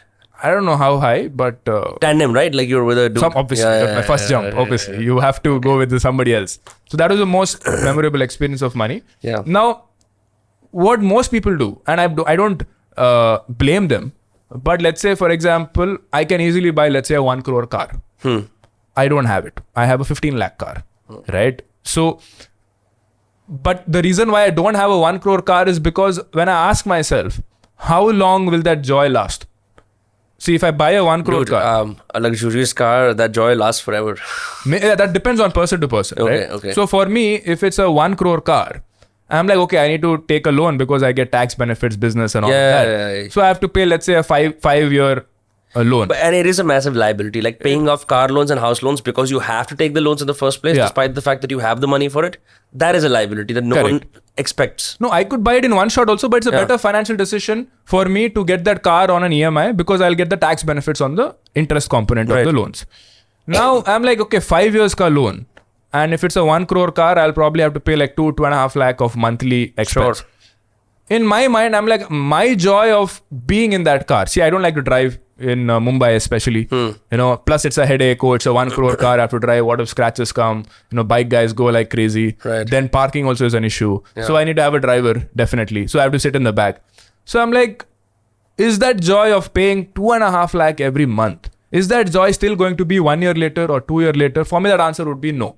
I would rather spend that 2.5 lakhs on going on an international vacation, doing skydiving, staying at 5-star hotels. So for me, it's like that. So to answer your question, how do you solve that overspending problem? I always tell people, just pick that one category in your life, which gives you the highest ROI of happiness for that expenditure. Where people go wrong is that they want everything. They want to stay at 5-star hotels. They want to buy the luxury cars. They want to buy that 3 BHK apartment. They want to go on business class tickets. They want everything. And then you can't have everything because the world has been designed in an unfair manner that most of us are born into middle class. And for you to go into financial independence, you cannot go all out in all expenditure until and unless you become financially independent. This is also a problem of all new money people who come into money very, very fast. Yeah. They haven't been traditionally born into wealth. Yeah. Some of them are very smart like you are, where you don't show off parts of your lifestyle. And like you already mentioned, there is nothing to show off. You're not necessarily flying in private jets. Yeah. Or you're saying... I can't afford private jets, but... No, that's fine. Like even if you have money in the bank, you're not necessarily buying a Lamborghini, which, gets you rid of 1/6 or 1/4 of your total wealth. Correct. Just to buy that car, to be able to say that you've arrived and then post that picture on Instagram for all to see, because nothing signifies wealth than a big car, a big house, a beautiful, trophy girlfriend, whatever. Like the whole Instagram influencer aesthetic of I have arrived and this is my money. Yeah. I think that massively misinfluences younger people who then start believing that the perfect picture of fuck you money and fuck you wealth is this. Yeah, 100%. I think that is the fastest way to lose all your wealth. Like as they say, there are so many examples of rich people losing their wealth. And I look at Kaun Banega Crorepati winner, Sushil Kumar. He won 5 crores. It was Kaun Banega Crorepati season 5. He got 5 crores after winning that Kaun Banega Crorepati. And today he is broke. He's selling milk for a living. Really? Yes. How the hell do you think that happened? Like if I sent you 5 crores into your bank account, 5 crores might be small for you. Let's say I send 5 crores to an average Indian today. They will definitely quit their job because they think they can live their life forever. But Sushil Kumar, that guy, you might be like, okay, that guy is not smart. Really? He won Kaun Banega Crorepati. right? He's definitely a smart guy. And you might be like, no, I'm smarter than him. Like, how is your education different from his? Yeah. Like, his also was memorization. the way you win Kaun Banega Crorepati is to have a good memory of all the facts in the world. Yeah. So he has it. So definitely he's smarter than you as per the traditional Indian education. So how the hell did he become broke and you can't be broke? I have a funny example of someone who was not smart and who got similar money. And this is a problem with lottery winners and everyone else who comes into money suddenly. My father also has a real estate background, like yours. And he deals in agricultural land, trades in agricultural land. I remember once attending a deal. I was part of a deal, and I won't get into the particulars of what deal it was and whatever. But I was in the room where these people were being paid, whose land had been bought by a big company. And I was watching all of this happen, like in real time. Now, all of these people from a village in Haryana had come to get their money, right? Everyone was getting a check. Some of these people were so backward that they didn't even have a last name. You know, like your legal name is just a first name. Okay. Yeah. I forget. I won't say the gentleman's name just in case agar ye podcast wahan tak pahunch jaye. But this gentleman, he's dressed up in a very conservative manner, right? Practically like one level above wearing rags, right? He gets a check for 9 crore rupees. It says rupees 9 crore only, bank, account payee, all that shenanigan, right? Wow. And it has a single name on the check. And he's looking at this. And I am looking at it. I actually got the check from the other gentleman who was giving it to him, and I handed him the check with my own hands. And you are the real Amitabh Bachchan. And I can tell you for a fact, when someone who has seen zero money, or who's a farmer practically, when he comes into this much money, he just stands there numb, looking at the check, turning it, looking at the back. He's in disbelief, but there are so many people in the room. It's a very small, like, registry office in Haryana, that he's wondering, is this real or not? And he's not being like, woohoo! He's just like looking at it. Because there were so many people paid, everyone from 55 lakhs to 9 crore. He was the highest, right? So he was called last. Then I asked the parties involved, what happened to the people who got paid? There were about 27, 26 people paid. 21 or 22 have lost all the money. Wow. That's a staggering amount, and these are not Kaun Banega Crorepati winners. These are people who were farmers or had small businesses in a rural village in Haryana. And they lost it all. They lost it all. Almost 80% of the people lost all the money. Lost all the money. Accumulative amount should be around like 35, 40 crores. All gone. Wow. That tells you, man. And there are many cases like this, many studies like this. A lot of lottery winners become bankrupt. Right? Because money management is very little to do with mathematics and more to do with your emotions. Right? And beyond the emotions, it's about understanding the rules of the game. And most people do not understand the rules of money. What is the rule of money that most people don't understand? I think there are many books. I mean, I'm not the best at. I wouldn't say that. There are. What is one that for the purpose of this podcast, I would not be able to do justice to it. But reading books like Rich Dad Poor Dad, Psychology of Money, they will give you all the rules of money. But the number one rule that I will tell in this podcast, beginning in your career, when you start your life, focus on liquid assets. Start building your liquid assets. And most people don't even know what the hell is an asset.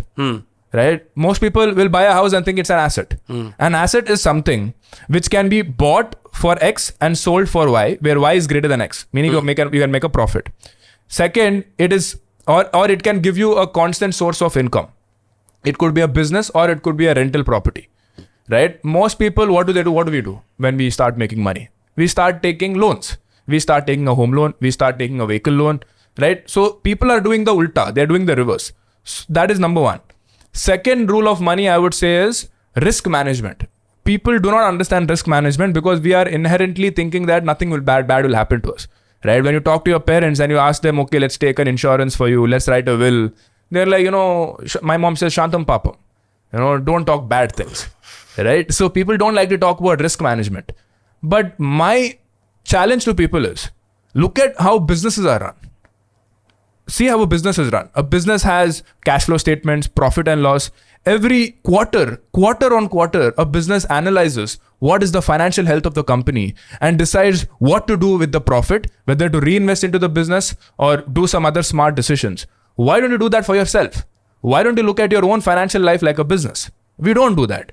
Like, I know so many people who have done MBA degree, CA degree, CFA degree, who work at investment banks and private equity firms, right? They are making millions of dollars for their clients, but they have not sorted their own finances.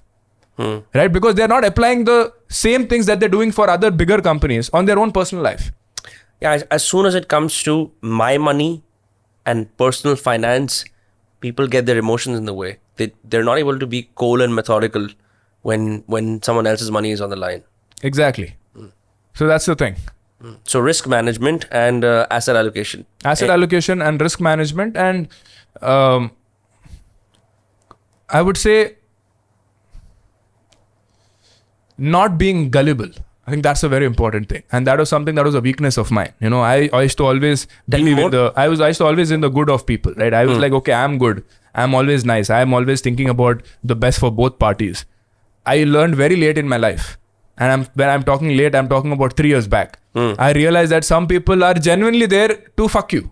They're genuinely there to, really screw you, right? They're not thinking about the best for both parties.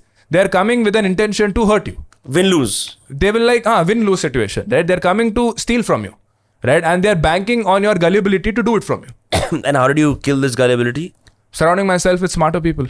Surrounding myself with people whose interests are aligned with mine, and they help me out with it. Like, whenever I come up with a interesting proposition or an interesting investment opportunity, I don't take the decision by myself.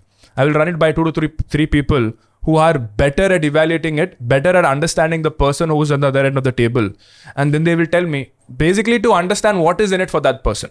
When the deal is too good to be true, you need to always ask yourself, what is it in it for him? As a finance influencer who's now turned more into an entrepreneur, do you do a lot of deals all the time? Yeah, of course. So when you look at a business, there's a lot of deals that you do, either with the vendors, with your customers, basically that is vendors and customers, right? So with customers, you always need to give them the better end of the deal. Very, very important, because Indian customers are not going to be happy with getting value for money. They're going to be happy with getting incredible value for money. There's a big difference, right? If they're giving me 15,000 rupees and I'm giving them 50,000 rupees worth of value, they're not going to be happy. They'll always find problems. You have to get a landing page that says, 3,000 rupees in value, cut 30 lakh rupees in value you're getting for something like that. Something like that. But it has to be genuinely felt. Once they experience a product, they should genuinely feel like they got way more value than what they paid for. Like, for example, in our case, at the 1% Club, we have more than 1,500 reviews on Trustpilot, with a 4.7 average rating. Now, you and I both know, like, when was the last time you gave a positive review on Amazon? I don't give reviews. Exactly. Even if you are happy with the product, you won't give a review. But when have you given a negative review? Have you ever given a negative review? No, I've just ran into my friends about it, but I'm an anomaly. I know many people go out of their way to give a negative review if they're pissed. As soon as they're pissed, they'll give a negative review, right? But when they're happy, they won't give. So we have like 1,300 positive reviews. So when it comes to a customer, always give them the better end of the deal. When it comes to vendors, that is where it gets tricky. What happens is a vendor might be like, okay, they'll give it for a very cheap price. But they will use your name, right? And at the end, they'll do some side deals, right? For example, with me, let's say I become a client of a vendor. They will use my name without telling. They will quote false figures. They will disclose my confidential data to get other clients for themselves, and they don't tell me all these things. Right? That becomes a problem. And that happens more when you're a public figure, right? Exactly. Because you're the pull. Correct. For the other person who has money but is not a public figure. So the allure of your personality or a lot of businesses have been built with my name without me knowing it. Right? So businesses hi ban gaye hain. Yes, they've become like 10 crore, 20 crore businesses without me knowing about it. Right? So I used to not think about these things. I'm like, are you for real? Like, people have built businesses using your name that are now worth that much? That's the catalyst. Revenues are that much. The business revenues. Obviously, there are expenses and all that, but the revenues of those businesses are so much, right? So it's like, let's say I am their first client or I'm their second client, whatever it is. They'll use my name in every meeting they go. They will quote false numbers saying that I did this for Sharan. There are some people who have still put on their bio that I am a business consultant for Sharan, finance with Sharan's business. They worked with me for 1 month. I've been doing this for 4 years. right? So that is the thing about people, right? You need to be really, really careful with who you work with, because they will take, advantage of your name or whatever it is, right? So I now have people with me who I really trust, whose my interests and their interests are aligned. See, people in general are not going to be like, Ratan Tatas of the world, right? They're always going to feel like, okay, I need to get something advantage from this guy. So make sure that you have people whose interests are aligned with yours, right? And let them have some certain skill set that you don't have, so that your weakness is controlled by, is taken care of by them. So that's why I have a co-founder. I have a co-founder called Raghav Gupta, who has also come on this podcast. Right. So he is that person who I run every deal by. And he is the guy who is by nature negatively biased. He will look at the fault in every single person. Like out of 100 people that we have met, there's barely 1 or 2 people he will be like, ye banda genuinely acha hai. This person is really good by nature. For 99% of the people, he'll be like, this person is thinking like this. This person will do this to you. This person has this side game going on. So he can connect those dots quickly. Right. And plus, he's a political fanatic. Right? Oh, he is, He knows the entire history of Indian politics from maybe 20, 30 years. So he can think like a politician, and he knows exactly the chess moves that other people play. So he is like my, confidant, my advisor to help me from these bad people. These bad people who are out to get your wealth and use your name. Man, which is true, right? That's why, when in the earlier of the podcast, you said rich people don't like to talk about their money. Yeah. Why? Because India is a low trust society. People don't like to trust other people for exactly this reason. Yeah. Because Indians, or the Indian mindset, is because we are by default poorer. The fastest way to get rich is to cheat other people, right? So tell me something. Now this is in a different category. Has the scrutiny and people using your name and often, in the media punishing you for making money, has that changed the way you become social? Have you become selectively social now? Because I assume as influencers, I do it far less than you do. Instagram वाले बंदे हर कोई event में जाते रहते हैं, लोगों से मिलते रहते हैं, फोटो खिंचवाते रहते हैं, हम यहाँ @ whatever other influencer, @ thank you H&M, blah blah blah blah blah. Yeah. Has that changed? I would say I'm very wary of the media in general. I will tell you how my rise to fame happened, right? In the beginning, I was just making videos in my bedroom, in my mom's house during lockdown. I had like 10,000 followers. As soon as I hit 100K followers, all the newspapers started talking about me. They coined this word finfluencer. Until then, it was not a word. The media came up with it. Finfluencers have come up. They're changing the country. They're educating the people. They're doing entertainment. Let's all clap for them. I'm like, oh, fuck. Media loves me. Economic Times, Mint. They're like, talking about me. They're praising me. Let me be friends with these guys. Yeah. About a few months back, now that I have 2.5 million followers, not few months back, I would say last year itself. The tide turns. And you know why it turned? Because finfluencers were talking about the crypto markets, right? And when the crypto market fell, the media wanted a new story, a new masaladar, story. They're like, finfluencers have falsely promoted cryptocurrencies and have scammed the Indian investors, right? And they have the balls to say that when they themselves have run more ads about cryptocurrencies than all the influencers combined. Every single leading newspaper in the country has promoted cryptocurrencies, taken money from them, but they have the guts to say that influencers should not have promoted cryptocurrencies. That's number one. Number two, if you look at the business, what we are in the media business. Like you might look at influencers as, okay, they are making videos on Instagram, but what is it essentially doing? It's a media business. It's a media business. And what is media? Media is the flow of information. Right. Earlier, flow of information was only happening on newspapers, right? But with the advent of social media, the power has shifted from these traditional media outlets to individuals like me and you. And the media is scared about this. And the numbers are also saying it. The revenues are dropping, the profits are dropping. Media anyway operates on razor thin margins. When I mean media, I mean traditional media. Right. They operate on razor thin margins.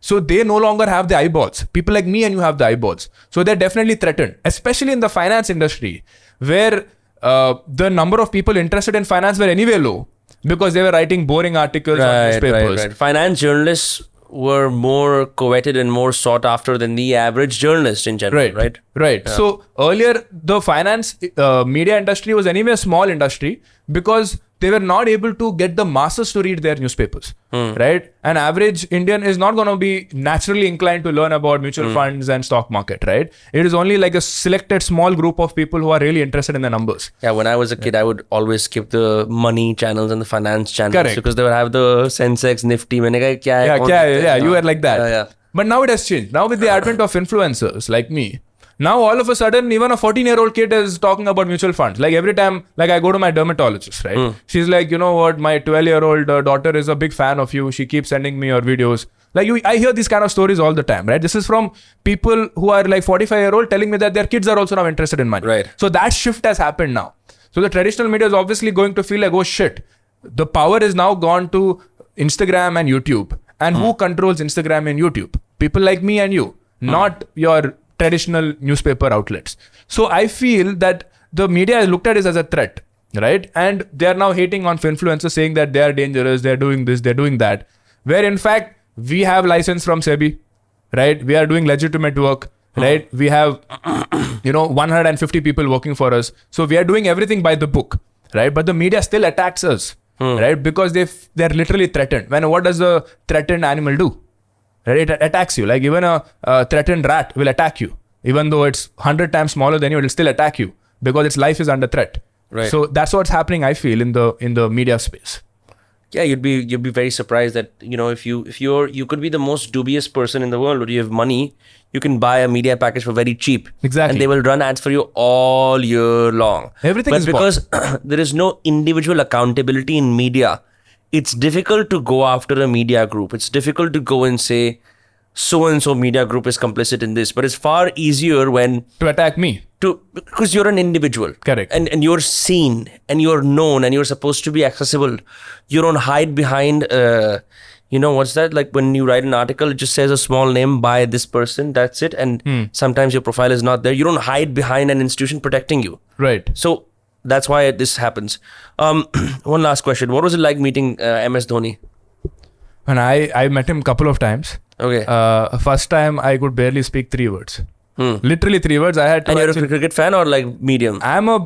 I would not say I'm a huge cricket fan, but I'm definitely a Dhoni fan. I've watched almost every single match of his in which he has made us, win. So he is known for those last minute finishes, right? Right. And that's how you really connect with somebody. Like when they really take you through that wave of emotions that we're not winning, and suddenly you're winning because of this guy. Yeah. You are obviously now putting this guy on a pedestal and he's like a god for you, right? So obviously I'm one of those people as well. I literally look at him as this superhuman who can do, the unthinkable. So when I met him for the first time, it's like, how do you react when you look at somebody who you think is a god, right? You're like, you can't talk, right? So I had to do an ad with him. So in the ad, I had to just read my lines so that I could do. And then I was invited to go into his vanity. And only I was allowed. Like my manager was really sad because he is a bigger fan than me and he couldn't come with me. So I was going alone and I had my book also. I wanted to give him the first copy of my book, Zero to Viral. So I gave it to him. I could not even, have the courage to ask him, can I take a photo? Dhoni's manager only said, do you want a photo? I'm like... I think they're so used to it. No, they understand. They understand what is happening. These guys are all like shit scared. It's such a big opportunity for them that they can't say it. Huh? Exactly. So that happened. I could barely speak like 3-4 words. He's like, "Aap trading karte ho, this that." He's a big trader, apparently. Right? He likes to trade. Yeah. Second time I met him was at an event where I had to do a panel discussion with him and Tanmay Bhatt. So me and Tanmay Bhatt were asking him questions. That was in front of a crowd. Yeah. By then I, sort of felt like, okay, this is like a normal conversation. And he recognized me also, so which I felt very nice. He's like, oh yeah, hi, it's you again. Yeah. Nice. So I was like, okay, I was like a little bit more at ease. But yeah, it was a surreal experience and one of the perks of being famous, I guess. Yeah. That you get to meet incredible people like him, which you otherwise wouldn't. Yeah. Yeah, I did not know he was a trader. That's so fun. I guess at that level of fame and wealth, you just get bored and you just start trading. I guess that's what's happening. I don't think he does it to make money. It's the thrill, right? So I always say trading is like gambling, right? Because if you look at the data, SEBI data has come out. 93% of people lose money, right? And the top 1% of the people who are making money, they're making an average of 1 lakh rupees in a year. So even the top 1% of people, if you say they're not really can do it as a full-time career, because 1 lakh a year, you can't make it a full-time career. So it's really that 0.0001% of people who can really do it as a full-time career. And these are usually big institutions, right, who are doing this high frequency trading. They are the ones making money. So I feel like fundamentally trading is a legitimized way of transferring wealth from the poor to the rich. And we are all addicted to it because it's giving us that kick. And we don't care because we are getting that dopamine kind of feeling while we are losing money. Right? So I really feel trading is legitimized betting. Wow, I think the same of drinking alcohol at an expensive bar now. It's a very legitimized way of trading money for experience. No, but that is different. Experience is at least with your friends and you're making those memories. In sitting in front of a trading terminal, what memories are you making? You're just seeing your money go. What memories are you making? At least in a bar, I'm paying, I'm getting a drink, I'm doing this, I'm celebrating somebody's birthday and it's a memory for a lifetime. Losing money, what memory are you making? This is the memory of losing money. Yeah. And that's the only memory. Cool, man. Thank you for your time. I wish you the best in all your future endeavors. I will maybe get you on again to opine on markets, war, etc. Maybe in the next time. Absolutely. I think this was not enough time. Yeah, sorry, I have just come back for 15 days of not working out, and I must go and see my calisthenics trainer because my body's all fucked. You talk about back pain, no? Yeah. Got this little focusing on my this thing now, physio. I also have lower back pain and knee issues. You also have knee issues? Yeah, because of my flat foot. Oh, you have flat foot? Yeah. Have you tried barefoot walking? No, I have to put insoles to my shoes. No, but have you tried barefoot walking like on the beach or in a garden somewhere? I've not done that. That helps? It's going to spread out. Flat foot is basically like you don't have an arch, right? So it's a lot of area of contact. Yeah. So I'm no expert, but sometimes what can happen is when you barefoot walk for long, your toes play out like this. Then it can reduce some of the pressure from the sole to the fingers as well. Interesting. But where can I walk on the grass and beach? I'm in Mumbai. Yeah, Joggers Park in Bandra or like Andheri. Oh yeah, I stay close to Joggers Park. Yeah, you've got a Joggers Park in Andheri as well. Yeah. But yeah, I put these insoles, which gives you the natural arc, and then there's Birkenstocks as well. Birkenstock footwear, which is made from the cork material. Which takes the shape of your foot. I never bought it because they were like, you will first feel pain. I was like, that's such a bad customer experience. You first feel pain and then not feel 1 pain. week you feel, but then it adjusts to your foot. So it comes to your back. The flat foot pain comes to your back. So the thing about muscles is that everything from the foot to the neck is connected. Yeah. So sometimes my neck hurts, sometimes my lower back hurts, sometimes my knees hurt, sometimes my ankle hurts. So it's one or the other thing. Now I'm working out every day, so my back has become strong. Yeah. Neck also, I had a very slender neck. So I did this neck exercise and now it has become So rigid. Tell me something, I'm considering this. I have a neck full of knots, but if you have a thick neck, does it help your posture? Does it help your help your head sit better on the body instead of going like this? With a thick neck? Yeah.